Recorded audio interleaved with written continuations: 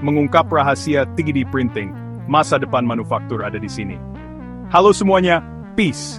Balik lagi sama saya, Tristan Aristanto. Kali ini kita bakal ngebahas teknologi yang lagi ngetrend dan punya potensi besar buat ngubah banyak hal 3D printing. Ini bukan cuma soal mainan atau cetak-cetak figurin lagi loh. Teknologi ini udah jadi game changer di berbagai industri. Membuka pintu untuk inovasi yang sebelumnya mungkin cuma ada di bayangan kita. Jadi, apa sih sebenarnya additive manufacturing ini? Simpelnya, ini adalah proses pembuatan objek 3 dimensi dengan menambahkan material. Kita ngebangun objek itu lapis demi lapis, dari nol, berdasarkan desain digital yang udah kita buat di komputer. Bayangin aja kayak ngeprint dokumen, tapi hasilnya bukan gambar di kertas, melainkan benda fisik yang solid dan bisa kita pegang langsung. Kenapa teknologi ini jadi begitu penting? Karena additive manufacturing menawarkan efisiensi material, fleksibilitas desain, dan kemampuan untuk menciptakan produk yang sangat spesifik sesuai kebutuhan. Dari pembuatan prototipe yang super cepat sampai produksi massal barang custom, teknologi ini membuka pintu ke inovasi yang sebelumnya mungkin cuma ada di angan-angan. Makanya, yuk kita bedah lebih dalam soal seluk-beluk 3D printing ini.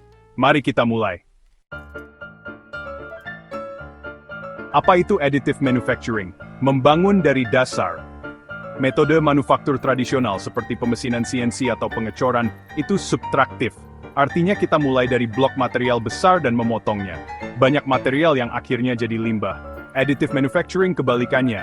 Kita membangun objek dari nol, lapis demi lapis. Bayangin aja kita nyusun Lego tapi dalam skala mikro dan dengan presisi tinggi. Jadi, nggak ada material yang dibuang sia-sia, karena kita cuma pakai apa yang benar-benar dibutuhkan.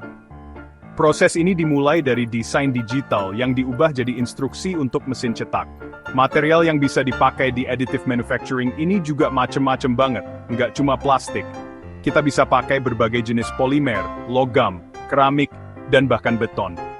Pilihan material ini terus berkembang, membuka kemungkinan aplikasi yang makin luas di berbagai bidang. Semua proses ini dikendalikan secara digital oleh komputer, biasanya menggunakan file desain 3D dari software CAD. Jadi, additive manufacturing itu efisien dan ramah lingkungan. Mari kita lihat teknologi yang digunakan dalam additive manufacturing. Ada beberapa metode utama yang punya cara kerja dan hasil yang beda-beda. Mari kita bahas satu persatu. Pertama, Fuse Deposition Modeling atau FDM. Ragam teknologi AM dari filamen panas hingga sinar laser. FDM adalah metode yang populer, terutama buat pengguna rumahan atau skala kecil. Filamen plastik dilelehin pakai nozzle panas, terus digambar lapis demi lapis sampai jadi objek utuh. Printer FDM ini relatif terjangkau dan gampang dipakai. Selanjutnya ada stereolithography atau SLA. SLA ini mainnya sama resin cair yang sensitif sama cahaya UV. Sinar UV atau laser dipakai buat mengeraskan resin itu, lapis demi lapis sesuai pola desain. Hasil cetakan SLA ini biasanya punya permukaan yang jauh lebih halus dan detailnya lebih tajam dibanding FDM. SLA sering dipakai buat bikin model miniatur yang rumit, perhiasan, atau komponen presisi di bidang kedokteran gigi. Kemudian, ada Selective Laser Sintering atau SLS. SLS nggak pakai filamen atau resin cair, tapi bubuk material, biasanya plastik nilon. Laser berkekuatan tinggi akan menyinter atau melelehkan dan menggabungkan partikel bubuk itu sesuai bentuk desainnya. Keunggulan SLS ini, dia nggak butuh struktur support karena bubuk yang nggak tersinter itu udah jadi penopang alaminya.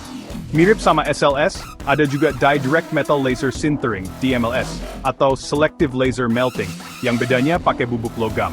Teknologi ini krusial buat industri kelas berat kayak aerospace, otomotif, atau medis. Jadi, ada banyak teknologi dalam additive manufacturing yang bisa disesuaikan dengan kebutuhan dan material. Mari kita lihat langkah demi langkah proses additive manufacturing, mulai dari desain hingga post-processing. Chapter 3. Oke, kita udah tahu jenis-jenisnya. Sekarang gimana sih alur kerja atau proses additive manufacturing ini dari awal sampai akhir? Secara umum, ada 4 langkah utama yang harus dilalui. Langkah pertama tentu saja adalah desain. Semuanya dimulai dari model 3 dimensi digital. Model ini bisa kita buat sendiri pakai software CAD, seperti Fusion 360, SolidWorks, atau Blender kalau mau yang gratis. Di tahap ini, kreativitas dan ketelitian jadi kunci. Kita bisa merancang bentuk apapun, dari yang simple sampai yang super kompleks. yang mungkin mustahil dibuat dengan metode tradisional. Setelah model 3 dimensi jadi, biasanya disimpan dalam format file standar seperti STL atau OBJ. Langkah kedua adalah slicing atau mengiris.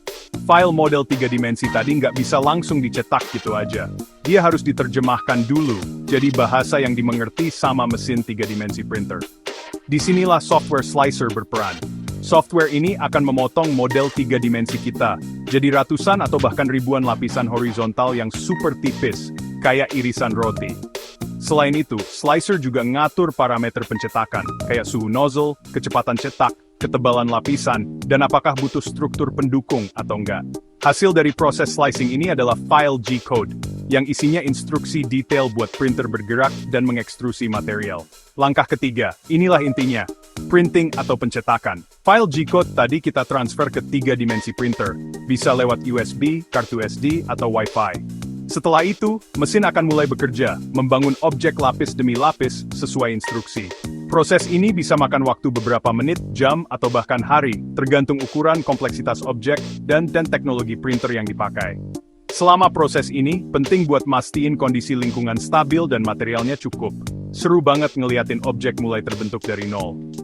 Dan terakhir, langkah keempat adalah post-processing. Setelah objek selesai dicetak, biasanya masih butuh sentuhan akhir biar hasilnya maksimal.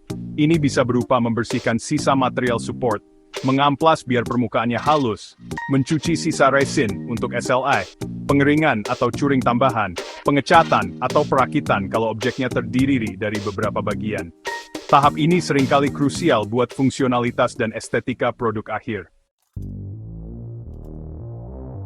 Chapter 4. Nah, sekarang kita masuk ke bagian yang paling seru.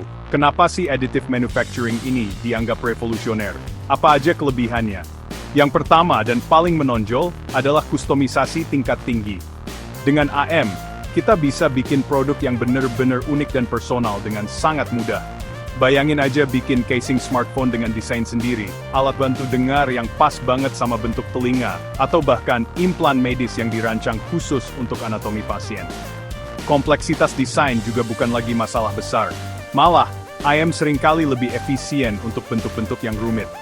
Ini membuka pintu buat produk yang lebih ergonomis, fungsional, dan estetis. Kelebihan kedua yang gak kalah penting adalah minim limbah material. Seperti yang udah kita bahas, IM itu membangun objek lapis demi lapis. Jadi material yang dipakai ya, cuma sebanyak yang dibutuhkan. Beda banget sama metode subtraktif yang banyak menghasilkan sisa potongan. Ini nggak cuma bagus buat lingkungan, karena mengurangi sampah, tapi juga hemat biaya material, terutama kalau kita pakai material mahal kayak logam khusus atau polimer performa tinggi.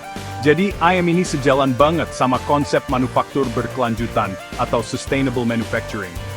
Ini adalah perubahan paradigma yang signifikan dalam cara kita memandang penggunaan sumber daya. Selanjutnya, AM itu juara banget buat urusan prototipe cepat atau rapid prototyping. Dulu, kalau mau bikin prototipe produk baru, prosesnya bisa makan waktu berminggu-minggu atau bahkan berbulan-bulan, dan biayanya mahal. Dengan 3 dimensi printing, desainer dan engineer bisa ngeprint ide mereka jadi model fisik dalam hitungan jam atau hari. Ini mempercepat siklus R&D, memungkinkan iterasi desain yang lebih sering, dan akhirnya produk yang lebih matang bisa lebih cepat masuk pasar. Selain itu, ada juga konsep produksi on demand. Kita nggak perlu lagi bikin stok barang banyak-banyak di gudang. Cukup cetak produk saat ada pesanan. Ini mengurangi risiko barang nggak laku dan biaya penyimpanan. Penerapannya pun udah luas banget, di dunia medis buat implan tulang, prostetik, dan model anatomi. Di otomotif dan aerospace buat komponen ringan berperforma tinggi. Bahkan di dunia fashion buat aksesori, sepatu dengan desain futuristik, atau perhiasan custom. Kemungkinannya hampir nggak terbatas. Outro. Nah, itu dia tadi kupas tuntas kita soal teknologi additive manufacturing, atau 3 dimensi printing. Dari cara kerjanya yang unik dengan membangun lapis demi lapis, berbagai jenis teknologinya yang punya keunggulan masing-masing, sampai keunggulan fundamentalnya seperti kustomisasi, efisiensi material, dan beragam aplikasinya yang super luas di berbagai sektor. Semoga penjelasan ini ngasih kalian gambaran yang lebih jelas ya, tentang seberapa revolusioner teknologi ini, dan gimana dampaknya ke berbagai aspek kehidupan kita, terutama di dunia industri modern. Ini bukan cuma sekadar tren sesaat yang bakal lewat begitu saja, tapi benar-benar sebuah lompatan besar dalam cara kita merancang, membuat, dan mendistribusikan barang. Potensinya buat masa depan itu gede banget. Mulai dari personalisasi produk yang lebih dalam dan terjangkau, rantai pasok yang lebih fleksibel dan efisien, sampai ke inovasi material dan desain yang mungkin hari ini belum pernah kita bayangkan sebelumnya. Jadi menarik banget buat kita semua, baik sebagai konsumen maupun kreator, untuk ikutin terus perkembangannya, dan mungkin mulai mengeksplorasi apa yang bisa kita ciptakan dengan teknologi ini. Seperti biasa, terima kasih banyak udah nonton video ini sampai habis.